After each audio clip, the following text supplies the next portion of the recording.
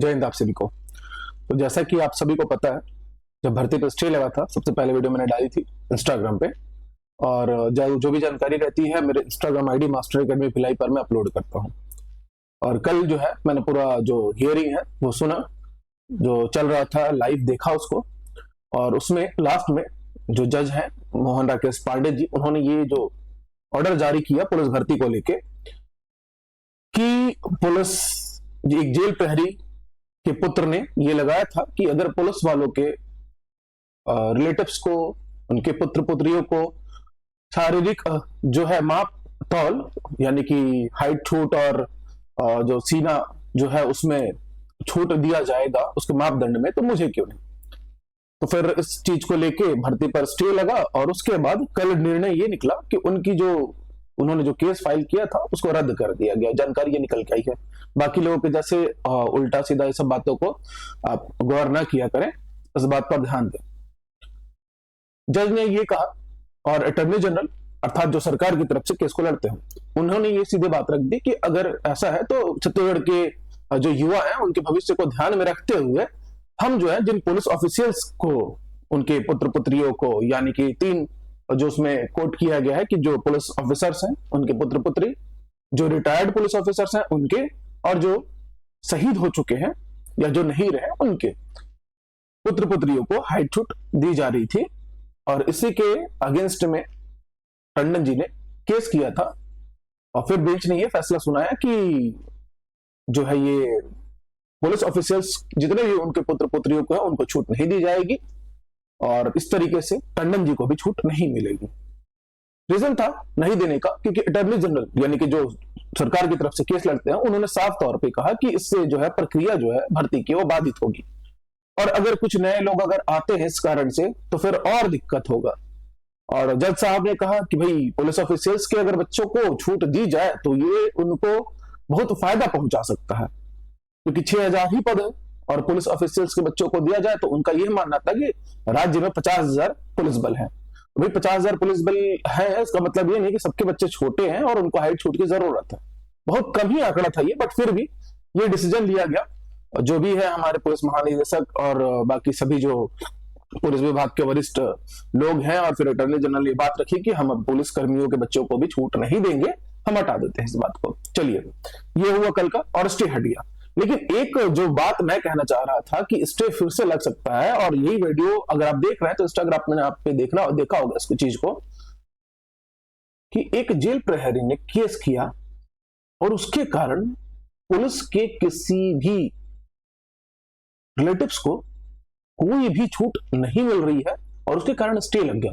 अब बात को गौर समझिएगा कि बहुत से ऐसे बच्चे हैं स्पोर्ट्स में 16 पुलिस गेम्स को छूट दी जाती है, ठीक है, इसमें ताइक्वांडो ये सब कुछ है आपका,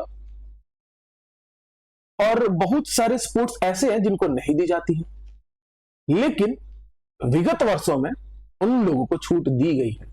अब बात को समझिएगा, उनका हक बनता भी है, और उस समय उनको 10-10 सेंटीमीटर 12-12 सेंटीमीटर तक की छूट दी गई है।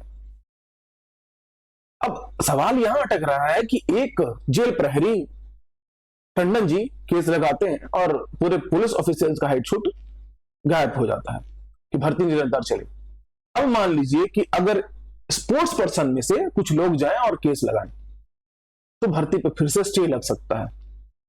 रीजन ये है कि उन लोगों को पहले भी मिला हुआ है हाइट छूट, और वो हकदार है इस भर्ती को देने के। तो एक संभावना ये बन रही है, और 1-2 संभावनाएं और है जहां पे भर्ती हमारी अटक सकती है। मैं कोई नेगेटिव बात नहीं कर रहा हूं, मैं आप लोगों को पता है कि हर बार से एज अ टीचर मोटिवेट ही करता हूं। अब अपनी तैयारी करते रहिए, भर्ती चालू हो जाएगी 10 तारीख से, लेकिन ये संभावना बन रही है क्योंकि मान लो कोई भर्ती है जिसको अवार्ड मिला है, यानी कि एक सम्मान मिला है राज्य सरकार की तरफ से, उसने राष्ट्रीय और अंतर्राष्ट्रीय स्तर पर छत्तीसगढ़ नाम रोशन किया है। ऐसे अभ्यर्थियों को, ठीक है, अगर आप नहीं देंगे छूट और बाकी के गेम्स को देंगे जो पुलिस गेम्स हैं, तो अगर वो इस बात को लेकर फिर से मोहन राकेश पांडे जी के पास यानी कि जज महोदय के पास पहुंचते हैं, तो सोचिए आप अपने स्वविवेक से किसका निर्णय क्या हो सकता है। मैं कोई गलत बात तो नहीं कह रहा हूं, वे आप 16 गेम्स को देंगे और कुछ लोग को नहीं देंगे, जैसे आप पुलिस को दे रहे थे, जेल प्रहरी को नहीं दे रहे थे, मामला वही फंस गया छोटी सी बात पर। और यहां तो बात बड़ी है, अंतर्राष्ट्रीय और राष्ट्रीय स्तर के खिलाड़ियों को नहीं मिला है। बहुत सारे ऐसे खिलाड़ी हैं, हजारों की संख्या में है, मैं गिनवा सकता हूं। और उन लोग मेरे से बार बार इस चीज को लेके, बच्चे जो है इंस्टाग्राम पे मैसेज करते हैं कि सर पिछले बार मिला था, इस बार क्यों नहीं दे रहे हैं, पिछले बार मिला था।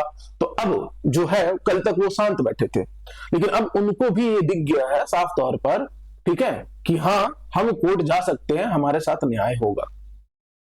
पुलिस को चाहिए था कि अगर गेम्स में दे ही रही थी तो वो प्रॉपर पूरे गेम्स में, क्योंकि सभी खिलाड़ियों का हक होता है, उन्हें बचपन में ये नहीं पता था कि हम क्या खेलेंगे तो हमको छूट मिलेगी और क्या नहीं खेलेंगे तो हमको छूट नहीं मिलेगी। उन्होंने राष्ट्रीय और अंतर्राष्ट्रीय स्तर पर छत्तीसगढ़ का जो नाम है वो बहुत रोशन किया है, तो इस वजह से उनको छूट मिलनी चाहिए। और इसका अगर कोई लूप होल निकाल के सॉल्यूशन ढूंढ लिया जाए जिससे कि भर्ती प्रक्रिया ना रुके, तो ये और भी बेहतर हो सकता है। लेकिन अब इसके अलावा एक दो कड़ियां और है जो कल को कोर्ट में जा सकती हैं, कि जैसे कि एक एक विद्यार्थी या अभ्यर्थी ने 4-4, 5-5 जगह से फिजिकल के लिए अप्लाई किया, कुछ लोगों ने तो 10 जगह से भी किया। अब वो कह रहा है कि एक ही डेट मिल रहा है उनको फिजिकल देने का, ठीक है, कहीं 2 जगह से। अब आप एक आदमी एक समय पर 2 जगह तो पॉसिबल है नहीं। साथ में दिक्कत ये भी आया है देखने कि छत्तीसगढ़ वन विभाग की वन रक्षक भर्ती और पुलिस फिजिकल के डेट्स भी क्लैश कर गए हैं। और अगर इसमें एक भी अभ्यर्थी ऐसा पहुंचता है कोर्ट में या कोर्ट के समक्ष कि जिसने याचिका की हो जाके पुलिस बल या वन विभाग के पास कि मेरा एक ही डेट पर फिजिकल है दोनों जगह पर, तो या तो आप मुझे रिलैक्सेशन दे दे, कोई और डेट रिजर्व डेट दे, या वन विभाग को मांगा हो। और किसी एक ने भी इसमें से अगर विद्यार्थी को वापस लौटाया हो कि नहीं नहीं देंगे हम, तो भाई याद रखना कि दोनों भर्तियां राज्य सरकार की हैं, उस विद्यार्थी की कोई गलती नहीं थी।